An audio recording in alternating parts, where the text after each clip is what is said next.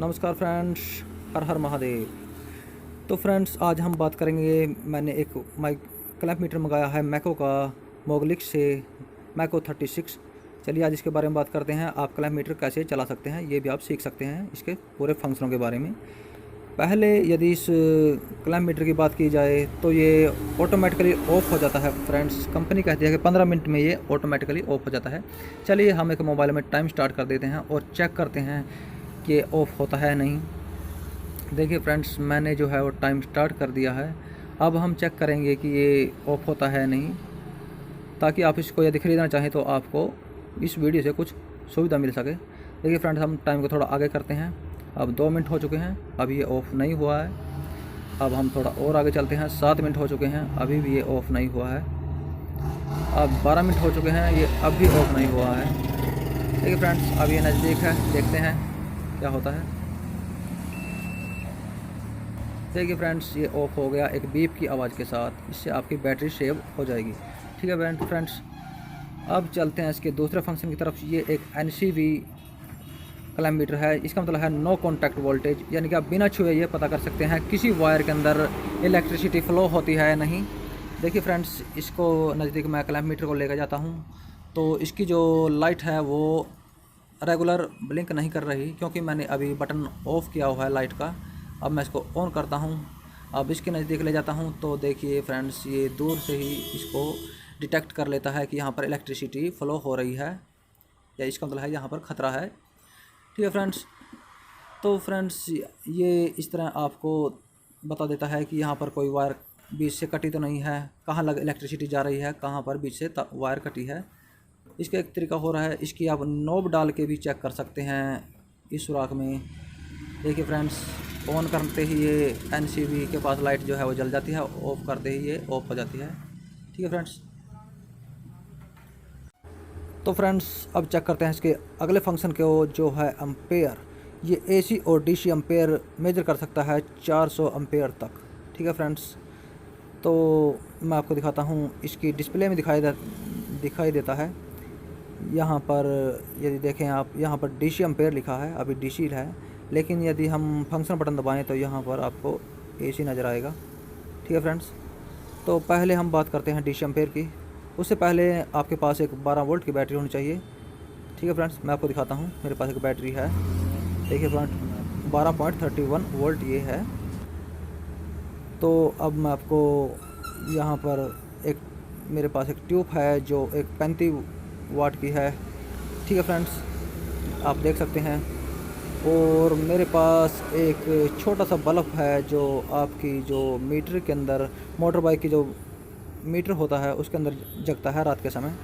ये 1.7 वाट का है फ्रेंड्स। ये कम से कम वाट का मैंने इसलिए लिया है ताकि हम कम से कम लोड डालकर इस एम्पेयर मीटर को चेक कर सकें ये काम करता है नहीं।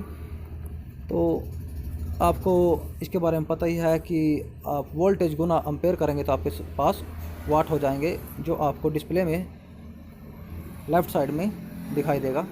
देखिए फ्रेंड्स, अब हम चेक करते हैं इसको। ये 1.7 वाट का बल्ब है। ये क्या बताता है क्लैंप मीटर, देखिए फ्रेंड्स। देखा फ्रेंड्स आपने डिस्प्ले के साइड में, लेफ़्ट साइड में, ये लगभग नज़दीक ही है इस चीज़ के, लगभग सही मेजर कर रहा है। अब हम ट्यूब का मेजरमेंट करते हैं। देखिए फ्रेंड्स, इसमें भी लगभग ये आसपास ही है। ठीक है फ्रेंड्स, यानी कि DC एम्पेयर लगभग ये सही बताता है, थोड़ा बहुत ही अप डाउन होता है। यदि कोई 3000 का मीटर है तो उसमें थोड़ा बहुत डिफरेंस तो चल ही जाता है। अब हम बात करते हैं AC एम्पेयर के बारे में। देखिए फ्रेंड्स, मेरे पास एक 23 वाट की ट्यूब है। अब हम इसे चेक करते हैं AC एम्पेयर पे। देखिए मैंने मल्टीमीटर जो है वो एम्पेयर पे सेट किया और फंक्शन बटन से इसको AC एम्पेयर पे सेट किया और इस ट्यूब की एक वायर के अंदर डालते हैं। देखिए फ्रेंड्स, ये 0.08 वाट एम्पेयर दिखा रहा है। अब हम इसको मेजर वैसे ही करेंगे, वोल्टेज गुना एम्पेयर। तो उससे पहले हम, जैसे हमने बैटरी की वोल्टेज चेक किए थे, तो उससे पहले हम जो हैं अपनी इलेक्ट्रिसिटी बोर्ड में देखते हैं कितनी वोल्टेज आ रही है, ताकि हमें सही से पता लग सके कि ये सही से हमें वाट देता है या नहीं। देखते हैं फ्रेंड्स अब कितने वाट बताएगा। देखिए फ्रेंड 223 वोल्ट। अब हम करते हैं बात हाई लोड की। देखिए फ्रेंड्स अब हम इसके अपने मीटर पर एम्पेयर चेक करेंगे और वाट निकालेंगे। यहाँ भी ये ज़्यादा ही थोड़ा एम्पेयर दिखाएगा, आप चेक कर सकते हैं।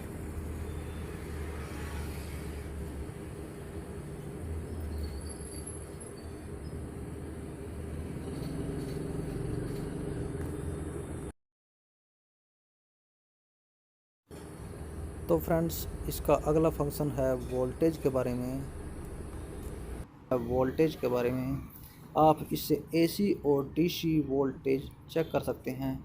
मैं पहले आपको डीसी वोल्टेज मेजर करके दिखाता हूँ। ये फंक्शन मुझे इसका थोड़ा ठीक लगा फ्रेंड्स, क्योंकि ये डीसी में डीसी वोल्टेज दिखाएगा, एसी वोल्टेज नहीं दिखाएगा।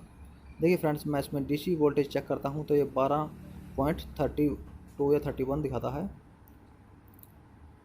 अब यदि मैं इसको फंक्शन बटन दबा के एसी पर प्रेस करता हूँ तो देखिए फ्रेंड्स ये एसी वोल्टेज ना के बराबर इसमें दिखाएगा, क्योंकि ये प्योर डीसी वोल्टेज है। बैटरी में जो वोल्टेज इस समय बाहर आ रही है, देखिए फ्रेंड्स ये इसमें एसी वोल्टेज नहीं दिखा रहा। लेकिन जो हमारे पास कुछ साधारण से मीटर होते हैं जो मेरे पास पहले था इस मीटर से पहले, तो मैं आपको इसमें दिखाता हूँ। वो एसी वोल्टेज भी देखिए मैंने इसको सेट किया है।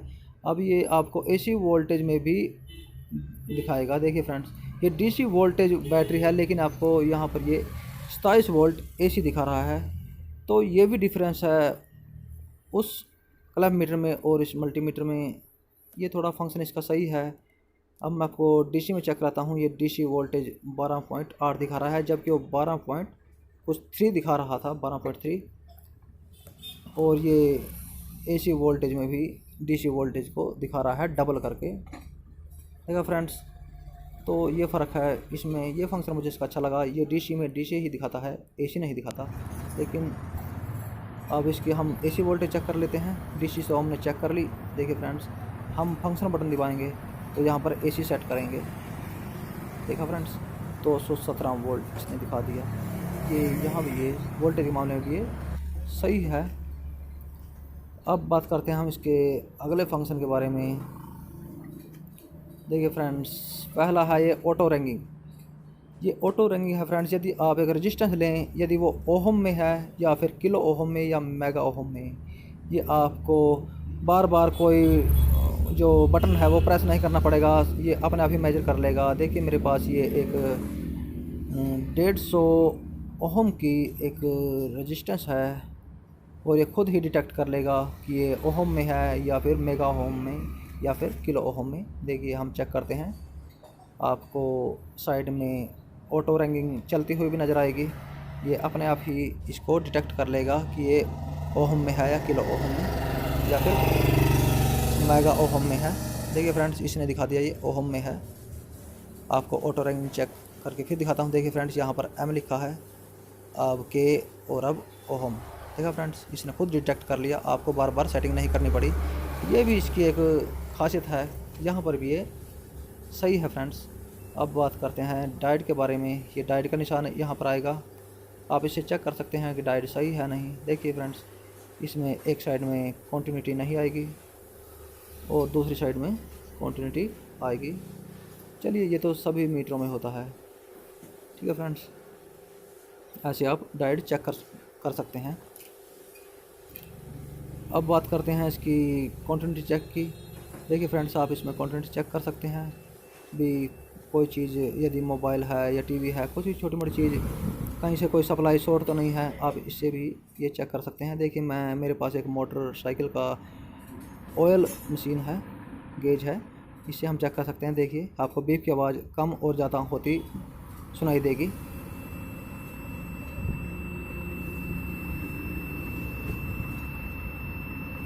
देखा फ्रेंड्स बीप की आवाज़ बढ़ गई और धीरे धीरे कम हो रही है जैसे गेज अप डाउन हो रही है। देखा फ्रेंड्स, इस तरह से फ्रेंड्स आप कंटिन्यूटी चेक कर सकते हैं। अब करते हैं इसके अगले फंक्शन की बात। ये है फ्रेंड्स, आप इससे कैपेसिटर चेक कर सकते हैं। ये भी ऑटो रंगी है, ये खुद ही चेक कर लेगा कि कैपेसिटर किस रेंज का है। देखिए मेरे पास एक 47 माइक्रो फायरेड कैपेसिटर है। ये जो क्लैम्प मीटर है फ्रेंड्स, ये मैक्सिमम 200 माइक्रो फायरेड तक ही चेक कर सकता है, उससे आगे नहीं चेक कर सकता। मैंने इसको ट्राई किया है। चलिए हम पहले ये 47 माइक्रो फायरेड चेक करते हैं, इसको सही बताता है नहीं। इसकी एक कमी और है फ्रेंड्स इस क्लैम्प मीटर की, ये बहुत समय लेता है कैपेसिटर में। देखिए इसने बता दिया 50 माइक्रो फायरेड। ठीक है फ्रेंड्स, ये था तो 47, लेकिन इसने इसको 50 माइक्रो फायरेड बताया है। तो फ्रेंड्स ये कोई ज़्यादा डिफरेंस नहीं है, ये लगभग आसपास ही है, आप देख सकते हैं। चलिए अब आपको मैं चेक कराता हूँ 200 की रेंज से ऊपर वाला। देखिए 220 माइक्रो फायरेड कैपेसिटर है। मैं इसको चेक आपको करके दिखाता हूँ। देखिए फ्रेंड्स, ये इस क्लैम्प मीटर की मुझे सबसे बड़ी कमी लगी। यदि हमें कोई कैपेसिटर की जांच करनी हो तो ये उसमें बहुत समय लेता है। ये थोड़ी इसकी सर्विस जो है ये थोड़ी लेट है। यहाँ पर मुझे इसमें बहुत बड़ी कमी नज़र आई। शायद इस कमी को आप भी महसूस करें मेरा ये वीडियो देखकर। हाँ फ्रेंड्स, यदि आपको मेरे वीडियो में मेरी कोई भाषा में कोई कमी लगे तो उसके लिए मैं क्षमा चाहता हूँ, क्योंकि देखिए फ्रेंड्स इसने इसको जीरो लोड दिखा दिया है, क्योंकि ये 200 माइक्रो फायरेड तक ही चेक कर सकता है। देखा फ्रेंड्स, यहाँ पर ये इसमें बहुत बड़ी कमी है। अब चेक करते हैं फ्रेंड्स इसकी फ्रीक्वेंसी। अगला फंक्शन जो इसका है फ्रीक्वेंसी का, इसकी ये भी बहुत बड़ी कमी मुझे इस मीटर में लगी। ये जो फ्रीक्वेंसी है, इसकी फ्रीक्वेंसी स्टेबल नहीं रहती, जबकि परसेंटेज में ये सही दिखाता है। देखिए मैं इसको आपको दिखाता हूँ। देखिए मैंने फ्रीक्वेंसी भी सेट किया, ये स्टेबल नहीं हो रही, 50 के आसपास स्टेबल नहीं हो रही। ये भी इसमें फ्रेंड्स कमी है। देखा फ्रेंड्स, ये स्टेबल नहीं होती, यदि ये भी इसकी एक बहुत बड़ी कमी है। अब करते हैं इसके सबसे ख़ास फंक्शन की बात, जो है टेम्परेचर वाला है, जिसके लिए मैंने इसे ख़ास तौर पर ख़रीदा है। देखिए फ्रेंड्स, मैं एक आइस का टेम्परेचर आपको चेक करके दिखाता हूँ। देखिए फ्रेंड्स, एक आइस का टेम्परेचर 0 डिग्री सेल्सियस होता है। हाँ फ्रेंड्स, और मैं एक बात और आपको बता दूँ, ये जो थर्मोप्रोब है टेम्परेचर चेक करने की, ये आपको इसके साथ ही मिलेगी, मल्टीमीटर के साथ, अलग से नहीं खरीदनी पड़ेगी। देखिए मैंने एक आइस का टेम्परेचर इससे चेक किया, ये लगभग इसको 0 डिग्री ही दिखा रहा है। यहाँ पर ये सही है, अच्छा है, ये ठंड तो सही दिखा रहा है। अब चेक करेंगे कि ये गर्मी में क्या दिखाता है। मेरे पास आप एक कैंडल देख सकते हैं, मैं इसको जलाता हूँ और फिर आपको दिखाऊंगा कि ये फायर के मामले में गर्मी कितनी दिखाता है, सही है या नहीं है। चलिए फ्रेंड्स, ये भी चेक कर लेते हैं। तो देखिए फ्रेंड्स, मैंने अब एक कैंडल को जला लिया है और अब मैं इसकी जो थर्मोप्रोब है वो उसके ऊपर लगाता हूँ। देखते हैं कितना डिग्री दिखाता है। यदि फ्रेंड्स आपको कोई कन्फ्यूजन हो, क्योंकि जो मेरी जो भाषा है वो एक थोड़ी गांव की है, क्योंकि हम गांव में रहने वाले हैं, उसके लिए मैं क्षमा चाहता हूं यदि कोई आपको दिक्कत हो। देखिए फ्रेंड्स, ये 900 डिग्री के आसपास इसको दिखा रहा है।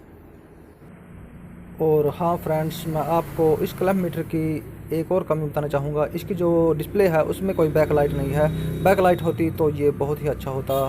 तो मैंने सोचा यदि आप इस क्लैम्प मीटर को ख़रीदना चाहें तो आपको इसके बारे में पूरी जानकारी हो तो बेहतर होगा। देखिए फ्रेंड्स, अब मैं इस प्रोब को आइस पे रखता हूँ और देखता हूँ ये एकदम से 0 डिग्री सेल्सियस होती है नहीं।